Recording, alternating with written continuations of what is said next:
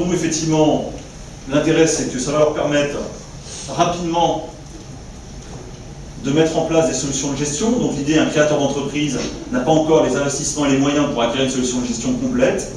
Il va chez Sedge, et notamment en France, acquérir ou mettre en place une solution de gestion à travers des services connectés. Et à partir de ce moment-là, il développe son activité, et le jour où il a correctement développé son activité, il peut, s'il le désire, retrouver une utilisation traditionnelle, récupérer son historique, sans qu'il y ait de soucis. Donc on profite, les jeunes créateurs profitent très facilement en Europe et particulièrement en France de ce genre de solution-là. Ensuite, pour nos mid-market, notre offre mid-market, donc on va dire les entreprises qui dépassent les 10 salariés par exemple. En Europe, c'est évidemment un peu plus haut quand même. Mais on va dire ici, en Côte d'Ivoire, on pourrait dire 20 à 50.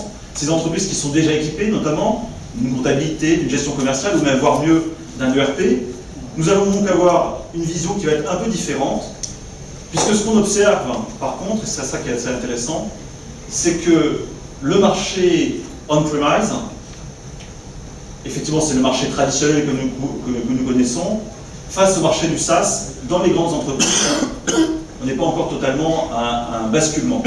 Donc en fait, ce qu'on observe, c'est que les grosses entreprises sont prêtes à accepter cette évolution de l'utilisateur web, mais ne veulent pas forcément externaliser complètement leurs outils. Donc il va y avoir une vision hybride. Et Sedge, d'une manière pragmatique, à l'écoute de ses clients, propose une stratégie qui sera toujours hybride. Donc on n'imposera pas le modèle SaaS, on veut permettre à ces grandes entreprises, à ces moyennes et grandes entreprises, d'avoir toujours cette faculté de gérer en interne leur solution de gestion, mais de donner la possibilité à l'usager d'avoir cette vision web. Donc en clair, effectivement, un des avantages qui était mis en avant pour le SaaS, c'est de réduire le TCO, d'accord, le Total Cost Runner.